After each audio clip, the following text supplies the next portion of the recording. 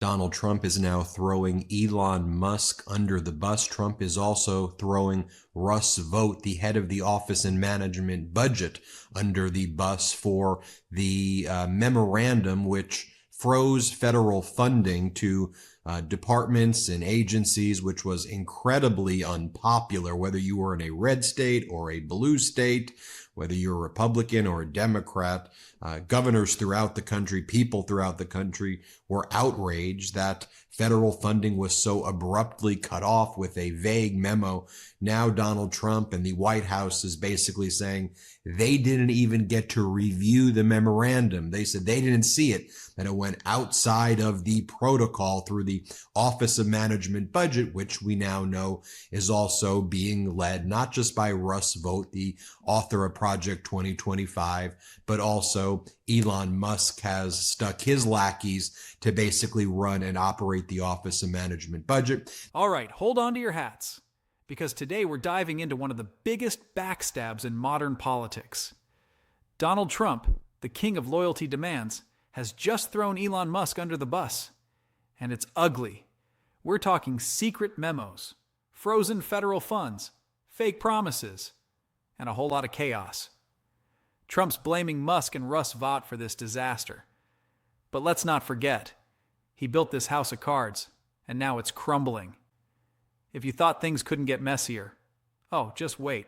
They also were the ones who gave that fake severance offer to the 2 million plus federal workers, which if you actually read the fine print, seems like a total fake offer. Now, look, Trump is throwing Musk under the bus, throwing the Office of Management Budget under the bus, but let's reflect on what Elon Musk literally said with Donald Trump during the campaign that we tried to repeat over and over again here on the Midas Touch Network. I mean, this is a headline.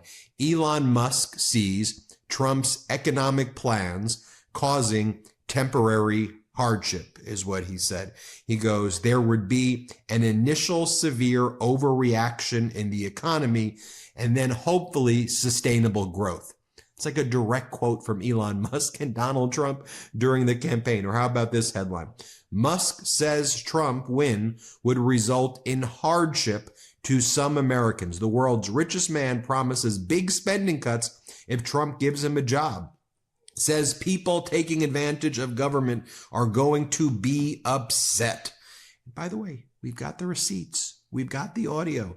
Here was the unearthed audio of the richest man in the world and in America, Elon Musk, saying that Trump's agenda will cause hardship, will inflict hardship right away.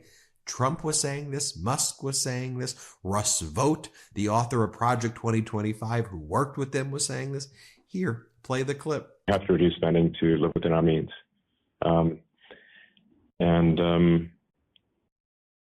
Yeah, that necessarily involves some temporary hardship, but it will ensure long-term prosperity. Now, this is from The Atlantic. I hope this title is being ironic here. The memo that shocked the White House, the directive from the Office of Management and Budget that froze most federal funds on Monday had not gone through the usual approval process. Now, look, Ashley Parker is the author, and Ashley, I just think that Donald Trump probably was aware of this. You think that, does it make it worse if he wasn't aware of this, that he's so grossly incompetent and negligent, or he's intentionally or malicious? But they're saying what, that there was a secret process, a shadow government, the deep state of Elon Musk and Russ Vought and the Office of Management Budget.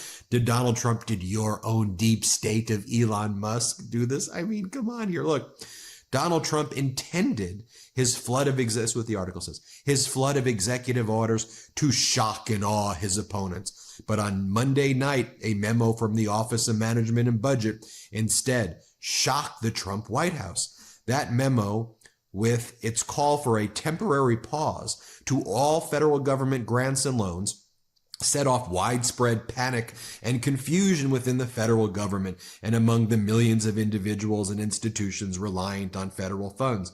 But it was released without going through the usual White House approval process. Ashley, What are the usual White House approval processes?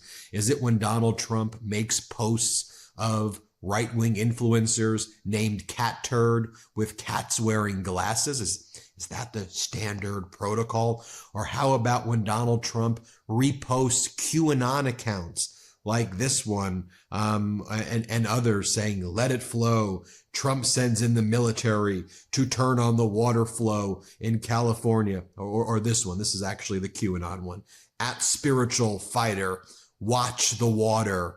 And then when you actually click on it, it's someone who goes, thank you, with the letter Q, for Donald Trump posting this. And her whole account's like, where we go, when we go all. So explain to me, Ashley, what the diligent processes and protocols are. Or is it, as Midas Touch correspondent Mike Sachs has said, I wouldn't be surprised if the White House had trusted Votes people, and I'll add on top of that Musk's people, who are now at the Office of Management and Budget as well, including OMB's incoming general counsel, to have just proceeded as they saw fit, carte blanche, without needing the White House approval, because all of the appointees were supposed to be the competent ones, and they were supposed to execute the Project 2025 plan.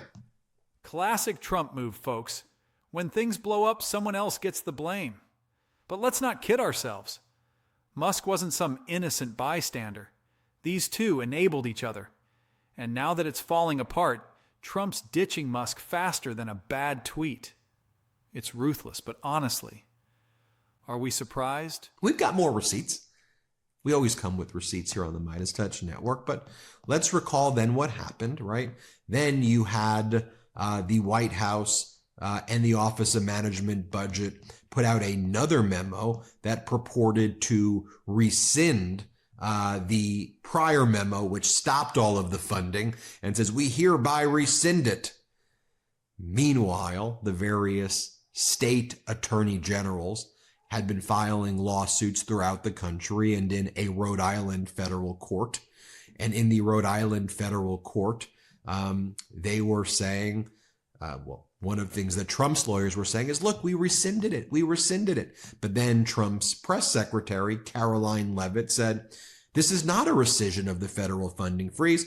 It's simply a rescission of the OMB memo. Why? To end any confusion created by the court's injunction. The president's executive order on federal funding remain in full force and effect and will be rigorously implemented. So you're saying it's not a rescission on the federal funding freeze, which is the OMB memo. But then you say what's really happening is it's a rescission of the OMB memo, but not the federal funding freeze in the memo. I just think that Karoline Leavitt doesn't know what the memo is. Donald Trump may not know what the memo is. They're getting a lot of grief from right-wing governors, Republican governors, former Trump voters who are saying, what the heck is going on? Well, the federal judge, Judge McConnell, was saying, I wasn't sure how I was going to rule, because if the order was rescinded, then it would be moot. I wouldn't need to issue injunctive relief. But because Trump's own press secretary, Karoline Leavitt, says it's not a rescission of the freeze, I'm going to order an injunction. Trump, you lose. And Trump was a loser in court. The freeze is blocked by the federal judge in Rhode Island, Judge McConnell. Trump was a loser. People are pissed. Republican governors are pissed. People are pissed. So what's Trump doing? It must have gone through some other process and channel. This is where it gets rich. Musk knew the economic hardship would land on everyday people, and he was fine with it, as long as he got his slice of the pie. And now Trump's tossing him aside, acting like Musk is the mastermind of all this chaos. Sorry, Trump. But we see through it. You both played this game, and now everyone's paying the price. Was Russ Vogt the one involved? Well, let's check in on Russ Vogt. Before doing that, let's check in on Donald, because Donald, you were asked, can you take a quick question on government funding, on the freeze that has scared people to death? that has ruined people's lives, that has turned the country into chaos in the worst week and a half in presidential history?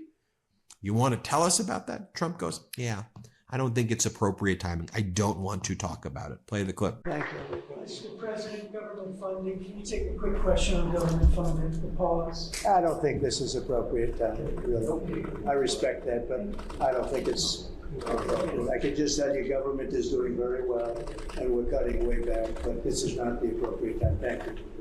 But what does Donald Trump want to talk about? WMD, weapon of mass distraction, of course.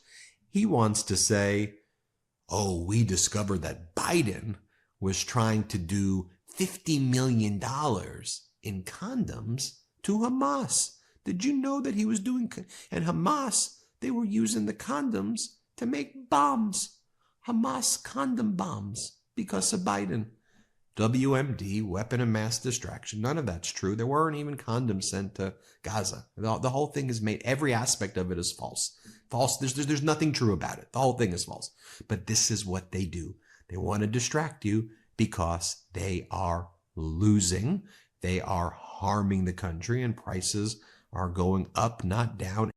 This is desperation, pure and simple. When Trump's team isn't losing in court, they're out here inventing insane conspiracies like Hamas condom bombs. Seriously? Is this what we've come to? The truth is, Trump and Musk are both neck deep in this mess, and no amount of finger pointing or distractions is going to change that. So here we are, two titans of ego and power tearing each other apart, while the country's left to pick up the pieces. Trump can blame Musk all he wants, but at the end of the day, both of them helped create this chaos. What do you think? Is this betrayal the beginning of the end for their alliance, or is it just another political stunt? If you're loving the spice and truth we're dropping here, don't forget to hit that like button, share this video with your crew, and subscribe for more bold takes like this. And hey, drop your thoughts in the comments. I'm reading them all.